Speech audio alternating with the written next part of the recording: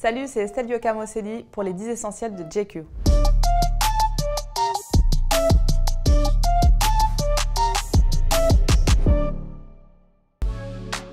Un fouet. Pourquoi un fouet? Parce que je passe mes journées à faire de la pâtisserie. J'en fais depuis que je suis petite avec ma mère. J'en ai fait avec ma grand-mère et en fait c'est un peu mon échappatoire. J'en faisais beaucoup avant, à une période. J'en faisais tous les jours, je faisais des gâteaux tous les jours. Bon, il se trouve que je suis tombée sur un mari qui n'aime pas forcément les gâteaux, donc j'en fais un peu moins. J'en avais marre d'acheter des gâteaux à la poubelle. J'en fais pour moi, ça me détend, ça me fait du bien et j'aime bien aussi faire plaisir, donc j'en fais aussi pour les autres, pour ma famille, mes amis. D'ailleurs, je pense que bientôt je vais ouvrir une pâtisserie. Abonnez-vous. Bientôt je vais lancer des cheveux. Pourquoi des cheveux? Vous allez dire en fait c'est pas les vrais cheveux qu'elle a sur sa tête. Mais si, ce sont mes vrais cheveux. Non, pourquoi des cheveux? Parce que j'ai ouvert mon salon. C'est mon activité du moment. Je ne fais que ça. Je vais pas être coiffeuse demain, hein, pas du tout. Mais en fait ça me plaît les challenges. Pourquoi j'en parle? Parce qu'en fait ça s'est fait en 2 jours. J'ai décidé d'ouvrir un salon et je l'ai ouvert en fait. Je suis partie à Dubaï à la fin de l'année, la veille.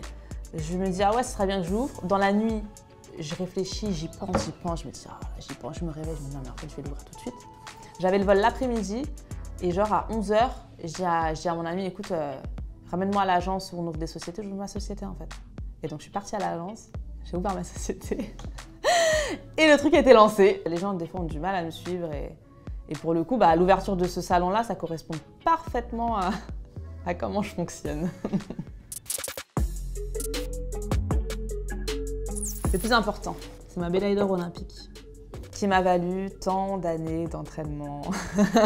Quand je commence la boxe, en fait, je veux faire un sport de combat, mais jamais je me dis un jour je vais être championne. Et je commence la boxe. J'en ai fait d'autres des sports avant, hein. Mais ce sport-là, c'est le premier dans lequel je commence les compètes. Et chaque année, j'ai envie d'aller plus loin, d'aller plus loin. Je fais des championnats de France. Et il se trouve que la boxe n'était pas olympique, la boxe féminine. Et en 2012, ça rentre au jeu et à partir de là, ça devient mon objectif. Je sais pourquoi je fais ce sport, je sais pourquoi je me bats, je sais pourquoi il faut à tout prix que je sois championne olympique. Ça a été vraiment mon moteur pendant toutes ces années. Bon, il se trouve qu'en 2012, j'échoue, je me qualifie pas et la remise en question d'absolument tout. Est-ce que ça vaut le coup que je le fasse? J'ai mes études à côté. 5-6 mois plus tard, je me suis dit que finalement, il y a 2016 et que j'étais pas si vieille à l'époque, donc ça valait le coup de continuer.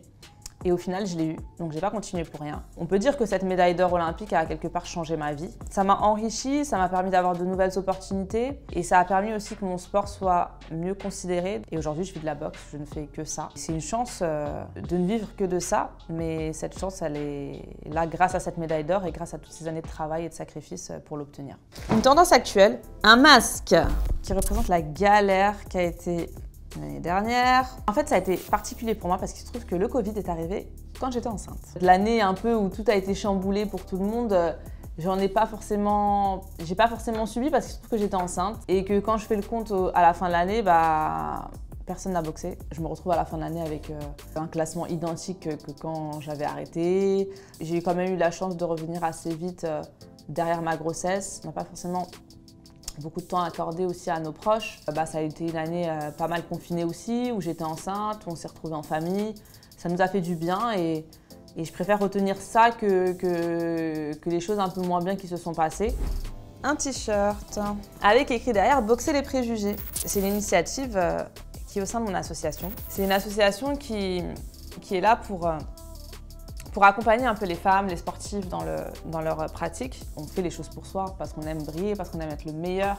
Et moi, je savais que devenir championne olympique, c'était être la meilleure parmi toutes les athlètes dans ma caté.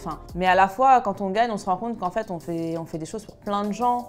Il y a eu tellement de super messages derrière tout ça que je me suis dit, ça serait bête de laisser les choses s'estomper. C'est souvent ce qui se passe après une victoire, les choses au bout d'un moment, elles s'estompent. Donc j'ai voulu faire quelque chose pour d'autres personnes, en me basant un peu sur ce que je connaissais, c'est-à-dire la pratique sportive féminine. Il se trouve que j'avais évolué pendant pas mal d'années dans la boxe, donc c'est une manière de rendre les choses et peut-être améliorer le quotidien d'autres sportives. Et à côté de ça, j'ai fait une action qui s'appelle Boxer les préjugés au sein de cette association, Elle Perf, pour parler à la jeunesse et leur dire le sport, en fait, c'est fait pour tout le monde.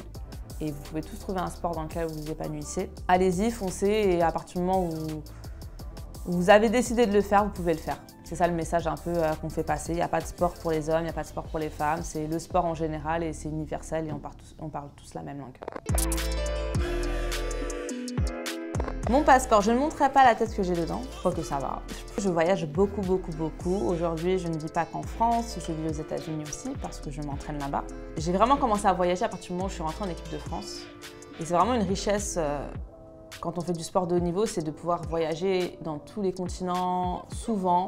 Mais voilà, mon passeport primordial, il doit toujours être à jour, pas périmé, sinon c'est la catastrophe pour moi. Bon là je sors un objet très familier, un gant de boxe. C'est mes gants d'entraînement parce que avant le combat c'est l'entraînement et ça représente toutes les heures d'entraînement que j'ai. Les gens ne voient pas forcément ce côté-là. On ne veut pas montrer aussi ce qu'on fait pour pas avantager l'adversaire. Donc c'est quelque chose d'assez secret en général l'entraînement. Et ça occupe une grande partie de mon temps, une grande partie de ma vie maintenant, puisque j'ai commencé à 12 ans, j'en ai aujourd'hui 28. Et c'est quand même à travers la boxe que j'ai vécu mes plus grands moments dans ma vie. Ma médaille olympique, mes différents titres, et puis même finalement ma vie de famille, puisque mon mari, je l'ai quand même rencontré aussi à travers la boxe. Il était en équipe de France, j'étais en équipe de France. Maintenant, on se la raconte, on change de gants tous les 6 mois, parfois même tous les mois, parce qu'on a les moyens, mais avant, la paire de gants, ma première paire de gants, j'ai dû la garder peut-être 3-4 ans, quoi. Et à la fin, ça sent pas bon et tout, c'est la catastrophe. Quand on rentre dans une salle de boxe, on ouvre le placard, c'est juste horrible quand on n'a pas l'habitude, parce que ça sent vraiment fort. Maintenant, c'est plus pareil, bon, on a les moyens, on a des partenaires qui nous donnent des gants, des tout nouveaux gants. Donc voilà, le gant qui représente à la fois tous les sacrifices que demande ce sport et à la fois tout ce que ça m'a apporté aussi. Une tétine. Je crois que c'était la tétine de mon premier bébé et mon deuxième bébé qui a suivi avec. J'ai toujours une tétine dans mon sac. Quand j'ai eu mon premier enfant, je me suis dit non, je donnerai pas la tétine à mon fils, c'est mort et tout, il va s'habituer. Bah, je peux vous dire que je l'ai vite donné. À partir du moment où il a commencé à hurler parce qu'il avait faim, je lui ai vite donné la tétine. Ça représente celle que je suis devenue. Je suis devenue une maman 2 fois en plus. Je suis très contente d'avoir fait ces choix-là et d'avoir assumé ces choix-là, de faire de mes enfants en pleine carrière de sport de haut niveau. C'est pas toujours le cas. Je trouve ça dommage que les femmes n'aient pas la possibilité aujourd'hui de faire les choses un peu comme elles l'entendent, parce qu'elles redoutent parfois de perdre leur place, parce qu'elles se posent des questions sur comment sera leur carrière. Ça peut être dans le sport, ça peut même être ailleurs, hein. Moi, pour moi, un enfant, ça n'empêche absolument rien. Ça m'a beaucoup apporté et je pense même que si j'aurais pas eu mes enfants au moment où je le souhaitais, j'aurais pas été la même et j'aurais pas tenu autant dans le sport.